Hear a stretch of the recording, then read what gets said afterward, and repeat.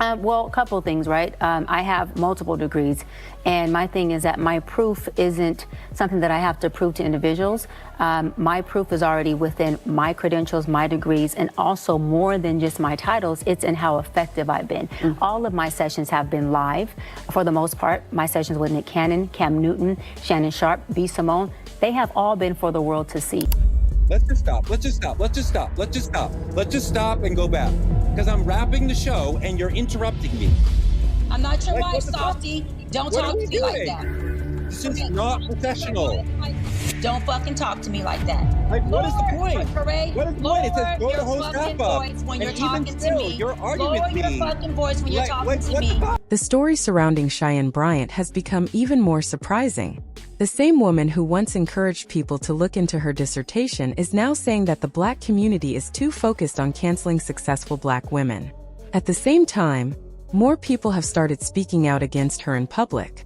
Several former clients and critics claim they were misled and say they lost millions of dollars because of her actions. As these accusations continue to spread, the controversy around her keeps growing and attracting even more attention online. On single folks. The Bible also says single people are happy people. Look that up. Look that up. It says marriage Lauren, takes please. discipline. No, it says marriage takes discipline. At this point, many people are saying that Sherry paved the way for Cheyenne because it is rare to see someone become involved in so many controversies in such a short time. The criticism surrounding Cheyenne's alleged fake credentials has continued to grow, and the public conversation has focused on two main issues. The first is the way she responded when people questioned her background. Instead of addressing the concerns calmly, many felt she reacted with arrogance and hostility. The second issue is the belief that she spent years building a story about herself that was not true, repeating it so often that she eventually seemed to believe it herself. What made many people even more upset was that Cheyenne refused to admit any mistakes. Rather than accepting responsibility or offering a clear explanation, she continued to defend herself and acted as if she did not owe anyone an answer. Some critics believe the situation would have been very different if she had simply presented herself as an entertainer or motivational speaker. If she had openly admitted that she was not a licensed doctor, many people might have accepted her for her confidence and speaking ability. She has a polished way of communicating, and some believe her strong delivery helped convince audiences, even when her claims lack substance. However, many people feel that creating false documents or building an entire public identity around questionable qualifications crosses a serious line. Once these allegations became widely known, Cheyenne appeared to struggle under the growing pressure. She gave interviews on several different platforms, seemingly trying to defend her reputation, but each appearance brought even more questions. As people looked more closely at her story, they began pointing out additional concerns. One topic that received a lot of attention was her decision to present herself as a marriage and family expert, even though she had never been married. Cheyenne argued that relationship advice should be judged by knowledge and personal happiness, rather than marital status. She claimed that a single woman living a happy and healthy life could sometimes offer better guidance than someone who is married but unhappy. While some people agreed with that viewpoint, many others remained skeptical because of the ongoing questions surrounding her overall credibility. Together 15 years but miserable 13. I'd rather take advice from a single woman or man who's happy, thriving, successful, meaning in their joy, not just in their monetary value, than someone who is miserable in their marriage with a side dude and a side chick, and you want to give me the advice that you give yourself, that you use in your failed marriage. I'll pass. I'll pass. I'll pass. And what happens is married people like to shun on single folks. The Bible also says single people are happy people. Look that up. Look that up. It says marriage Lauren, takes please. discipline. One of the biggest criticisms people have about Cheyenne is that they believe she changes details to fit the story she wants others to believe. She has claimed that she owns several businesses on Melrose, and even bought her first home when she was only 19 years old. However, many people have searched for proof of these claims, and say they have not found any evidence to support them. Questions also came up about her education. While Cheyenne often spoke proudly about having multiple degrees, social media users pointed out that the only confirmed degree they could verify was in fashion and apparel from California State University, Northridge. Because of this, many critics argued that she should not present herself as an expert on how Black women should live their lives. The controversy grew even more when she suggested that she had made sacrifices for the Black community, including stepping aside so Karen Bass could run for mayor of Los Angeles. That statement also led to skepticism, with many people questioning whether her version of events was accurate. Hold on, Mark, this is my thing, right?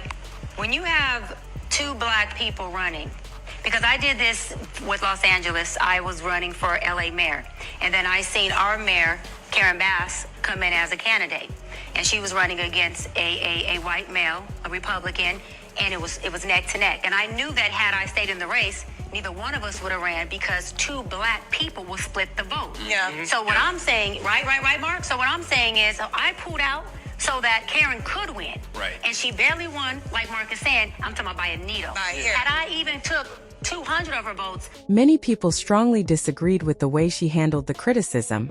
Instead of listening to the real concerns women shared about their experiences with her, she acted as if they were the ones causing the problem.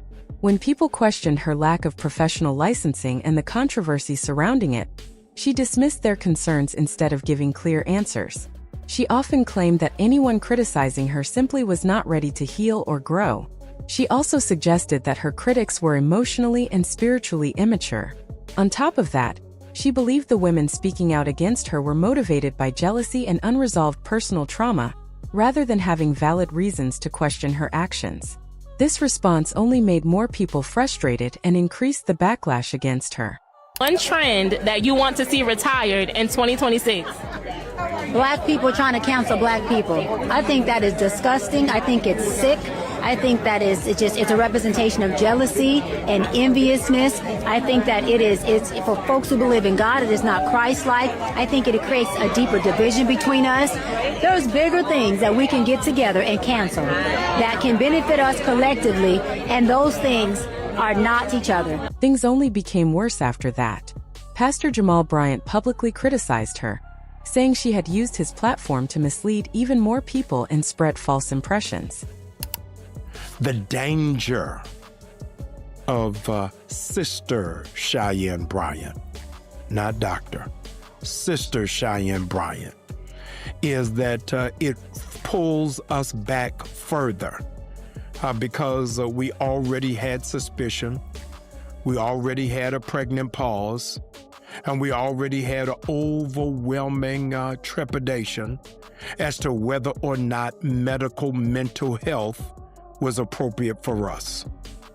We have a long-standing, had a pregnant pause around how it is that we have been treated, as cited in the book Medical Apartheid. And so for those who are yearning to breathe free, now having to question the credentials and the qualifiers, raises for us another stumbling block. Many people found it surprising that Cheyenne Bryant ended up sounding like the most reasonable person during this entire situation. His message was straightforward.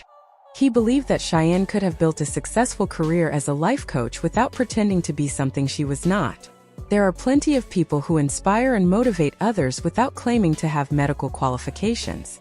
According to him, the real problem was that she allegedly took advantage of people's lack of trust in the healthcare system to make money. Instead of being honest about her background, she reportedly encouraged people to believe she had professional credentials, and then dismissed anyone who questioned her claims. As more people began discussing the controversy, someone came forward with a story about Cheyenne's time at Argosy University. This person claimed that while she was still attending classes, Cheyenne had already started introducing herself as a doctor. According to the account, both instructors and fellow students challenged her for using that title before completing the program. However, Cheyenne reportedly argued that because she had paid for the education, she had earned the right to call herself a doctor. That explanation did not convince those around her, especially since earning such a title normally requires completing the required education and meeting professional licensing standards. The story became even more controversial after claims surfaced that Cheyenne left the program before finishing it. Even so, she allegedly continued presenting herself as a doctor. Some people initially believed that this would not cause much harm because they viewed her more as a public personality than a healthcare professional. However, others argued that many people genuinely trusted her, and believed she had the education and legal qualifications to provide mental health guidance. Several individuals shared personal experiences that made the situation seem even more serious. One woman said she had questioned Cheyenne's credibility years ago after watching her interact with teenagers on the reality show Teen Mom. She felt that Cheyenne appeared overly emotional, biased, and too personally involved in the young people's conflicts instead of remaining calm and professional. Later, after seeing her on Basketball Wives, where she nearly became involved in a physical confrontation, the woman said her doubts only grew stronger. She even commented that she would rather seek advice from other well-known professionals than from Cheyenne. Another person claimed that working with Cheyenne had a negative effect on her mental health. She explained that she was already struggling emotionally, but instead of receiving support, she felt criticized and pressured to fit into Cheyenne's ideas about being a high-value woman. Rather than feeling encouraged, she said the sessions left her feeling worse and contributed to her depression. Reports also claimed that people paid hundreds of dollars, sometimes starting at around $300, for private sessions because they believed they were speaking with a licensed mental health professional. Many clients reportedly assumed she held the necessary degree, certifications, and legal license to provide therapy. If those claims about her qualifications are false, the legal consequences could become very serious. Some commentators have argued that anyone who paid for therapy based on those representations could potentially pursue legal action, claiming they were misled into paying for services under false pretenses. Because of the growing criticism, some people believe Cheyenne decided to publicly address questions about her education and licenses before more information became available. Others think someone close to her may have warned her that the controversy was about to become public, leading her to respond before losing control of the narrative. Whatever the reason, many believe that maintaining her previous image has become much more difficult. Critics argue that this controversy has revealed deeper concerns about Cheyenne's behavior and credibility. They say she continues defending herself instead of accepting responsibility, even as more people question her claims. According to these critics, every interview or public appearance seems to include new statements that only create more confusion. Rather than rebuilding trust, they believe her responses have made many people even more skeptical. For those following the story, the biggest issue is no longer just whether she exaggerated her qualifications, but whether she knowingly allowed people to believe she was someone she was not while accepting money for professional advice. I think it's important to people I'm working with. I think it's important to my clients. I don't think it's important to defend against critics. Again, I go back to Jesus. If Jesus started to defend against every accusation while he was on his way to the cross, he would still be there today. That means that we would still be in sin. We still wouldn't have forgiveness. Instead, he walked his walk and did his journey and ran the play, and we're here today. Many people are wondering how Cheyenne managed to turn a simple question about taking responsibility into a claim that she was being spiritually attacked. Instead of directly answering concerns about her credentials, she seemed to compare the criticism she was receiving to the kind of persecution faced by Jesus. To some viewers, this made it appear as though she was presenting herself as a victim rather than addressing the issue honestly.